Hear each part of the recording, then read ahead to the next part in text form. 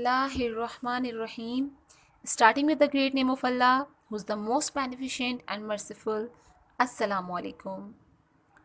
This is Beria Model School, PND, Maripur. I am Aksanaz from Primary Wing, your science teacher. Hope you are fine and giving proper concentration to your studies. Let's start today's class. But before starting our class, I am going to take a short review of your previous topics as we learn about the heat, transfer of heats, their processes name, conduction, and different types of material in our previous classes relating to this unit. So, try to answer the questions that are displaying on your screen. Hope so that you will find or give the right answer. And the question number 1 is, which of the following is good conductor of heat? And your options are plastic, wood, iron. इन तीनों में से, इन तीन materials में से वो कौन सा material है जो कि हीट का गुड कंडक्टर है, यानी कि जिसमें से हीट ट्रांसफ़र हो सकती है, जिससे रिलेटेड हम एक प्रीवियस प्रैक्टिकल भी करके दिखा चुके हैं अपनी प्रीवियस क्लास में. उम्मीद है कि आपको इसका आंसर मालूम होगा. And the right answer is iron. Iron और तमाम metals good conductor of heat की कैटेगरी में आते हैं क्योंकि इनमें से हीट ईजिली और जल्दी ट्रांसफ़र हो सकती है. And your question number 2 is material that does not allow heat to transfer is known as dash. ऐसे मटीरियल जो हीट को ट्रांसफ़र नहीं कर सकते, ऐसे मटीरियल्स को क्या कहा जाता है?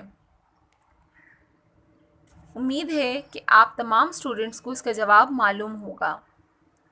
And the right answer is insulators. वो तमाम मटेरियल्स जिनमें से हीट ट्रांसफ़र हो सकती है उन्हें कंडक्टर्स कहा जाएगा, और ऐसे मटेरियल्स जिनमें से हीट ट्रांसफ़र नहीं हो सकती उन्हें इंसुलेटर कहा जाएगा. Question number 3 is heat is a form of dash.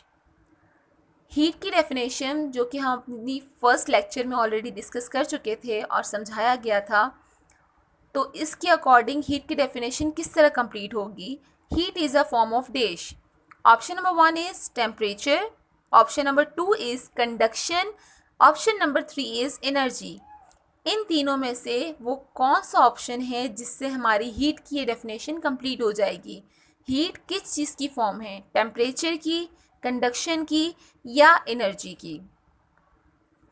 And the right answer is energy. उम्मीद है कि आप तमाम स्टूडेंट्स ने तमाम सवालात के सही जवाब दिए होंगे. Let's start our today's topic. As we already know that there are 3 ways to transfer heat: conduction, convection and radiation. We have already learned about conduction and different types of materials such as conductors and insulators in our previous class. Today I am going to explain about convection and radiation. So let's start with the explanation of radiation. Radiation is the transfer of heat by way of electromagnetic waves. Heat का waves या rays के ज़रिए किसी दूसरी body या object में transfer होने का अमल रेडिएशन कहलाता है. बहुत से ऑब्जेक्ट हीट रिलीज़ कर रहे होते हैं, but the sun is the biggest source of radiation. लेकिन सूरज रेडिएशन का सबसे बड़ा ज़रिया है क्योंकि सबसे ज़्यादा हीट सूरज के ज़रिए ही वेव्स की सूरत में ट्रांसफ़र हो रही होती है. The closer you are the source of heat, the hotter it will be seen. जितना ज़्यादा आप सोर्स ऑफ हीट यानी जिस चीज़ से आपको हीट हासिल हो रही है उसके करीब होंगे, उतनी ज़्यादा हीट आपको महसूस होगी, यानी उतनी ज़्यादा हीट बॉडी या ऑब्जेक्ट में वेव्स की सूरत में ट्रांसफ़र हो जाएगी. You can take the example of radiation like that. If you stand close to a fire with your hands in front of you, your hands will get very warm very quickly. If you stand further back, it takes longer for you to feel warm. अगर आप आग के सामने खड़े हैं या उसके पास खड़े हैं और अब अपने हाथ आगे कर लेते हैं, जैसे नॉर्मल रूटीन में आपने देखा होगा कि सर्दियों में अगर किसी भी चीज़ आप स्टोव के सामने खड़े हों या फिर कोई भी बॉन फायर की जा रही हो उसके सामने अगर आप अपने हाथ रखते हैं तो वहाँ से वेव्स की सूरत में हीट ट्रांसफ़र होगी और आपके हाथ गर्म हो जाएंगे। जितना ज़्यादा आप उस आग के करीब यानी कि उस फायर के करीब बैठे होंगे उतनी ही जल्दी आपको हीट मिल जाएगी, और जितना ज़्यादा आप दूर होंगे आपको हीट ट्रांसफ़र होने में या हीट आप तक पहुँचने में टाइम लगेगा। So that is the explanation of radiation. Heat के ट्रांसफ़र का वो अमल जिसमें हीट वेव्स की सूरत में ट्रांसफ़र हो उसे रेडिएशन कहा जाएगा।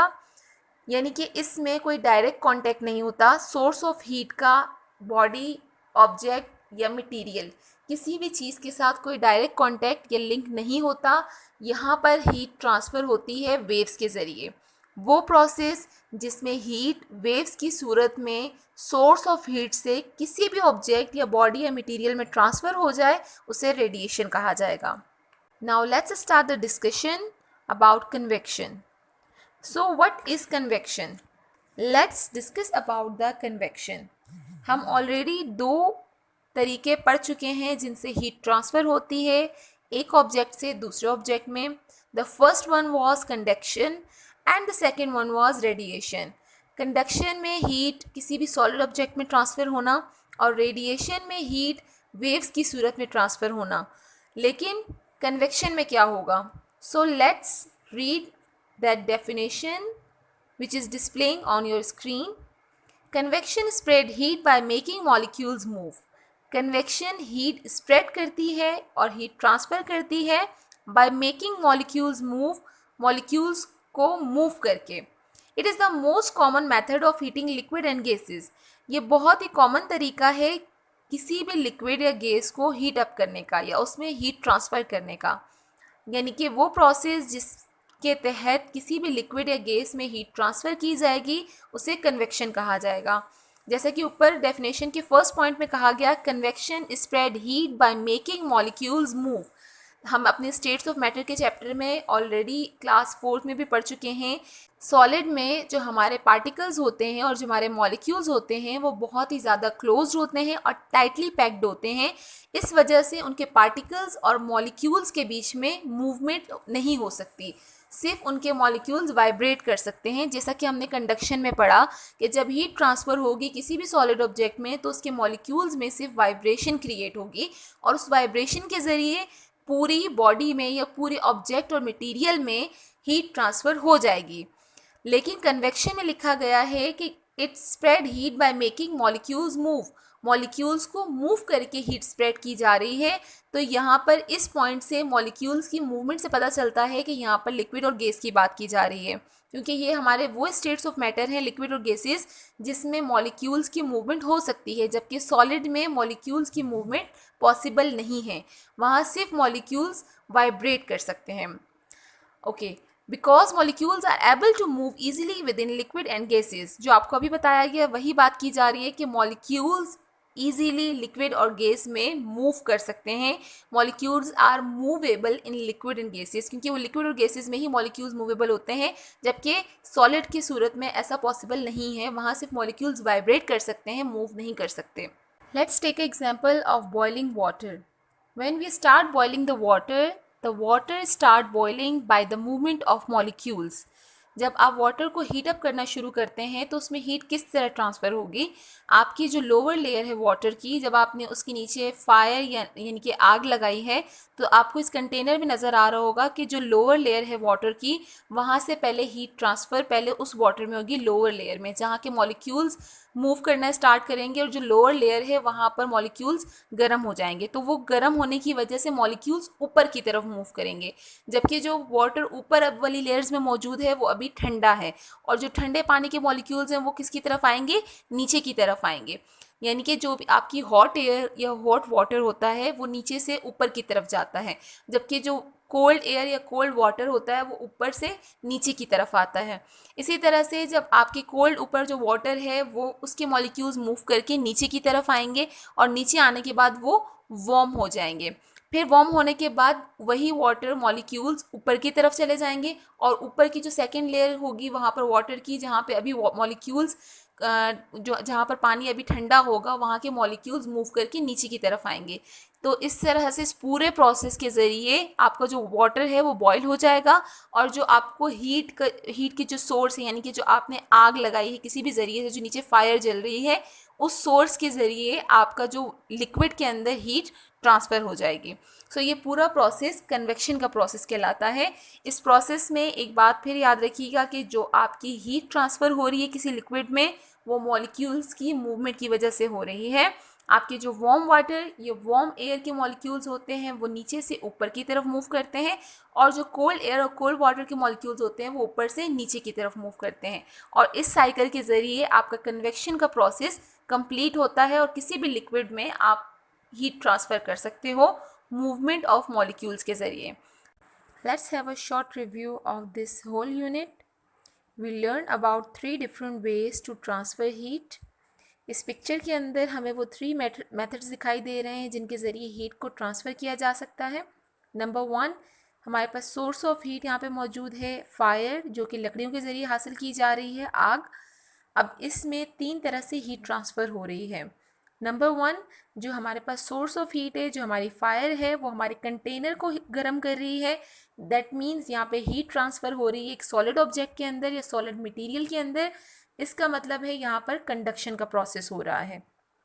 फिर उस कंटेनर से हीट ट्रांसफ़र होकर हमारे वाटर को बॉईल कर रही है, यानी कि वाटर के जो मॉलिक्यूल्स हैं, लिक्विड मॉलिक्यूल्स, उनके अंदर मूवमेंट पैदा हुई है और उनकी मूवमेंट की वजह से मैंने आपको बताया था कि वाटर के जो मॉलिक्यूल्स हैं, जो गर्म पानी के यानी कि जो वार्म वाटर के मॉलिक्यूल्स हैं वो नीचे से ऊपर की तरफ मूव करेंगे और जो कोल्ड वाटर के मॉलिक्यूल्स वो ऊपर से नीचे की तरफ मूव करेंगे और इस तरह से हमारा वाटर बॉयल हो जाएगा और उसमें हीट ट्रांसफ़र हो जाएगी।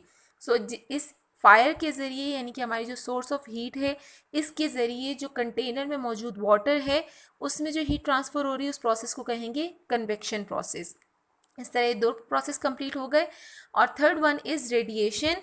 आपका हाथ जिसकी मदद से आपने कंटेनर को या फिर अपने सॉस पैन को पकड़ा हुआ है और आपके हाथ पर जो हीट आपको फील हो रही है वो वेव्स की सूरत में आपका सोर्स ऑफ हीट यानी कि जो आग है वहाँ से ट्रांसफ़र हो रही है वेव्स की सूरत में और इस तरह आपके हाथ तक वो हीट पहुँच रही है।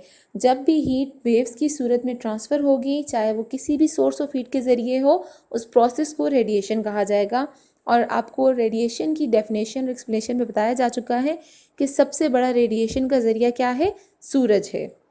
तो ये थे वो 3 डिफरेंट मेथड जो कि हीट को ट्रांसफ़र करने के लिए यूज़ किए जाते हैं। Conduction for solid objects, convection for liquid and gases and radiation to transfer heat in forms of waves. और इसी चैप्टर में हमने मटेरियल्स के बारे में पढ़ा।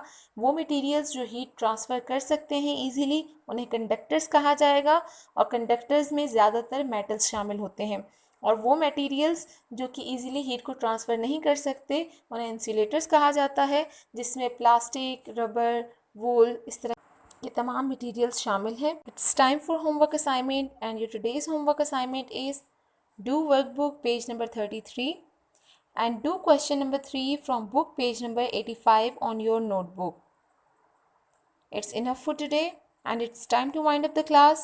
Inshallah, we will continue our next topic in our next video. Till then, complete your assignments because marks will be awarded on behalf of these submitted assignments. Take care of yourselves and your families. Assalamu alaikum.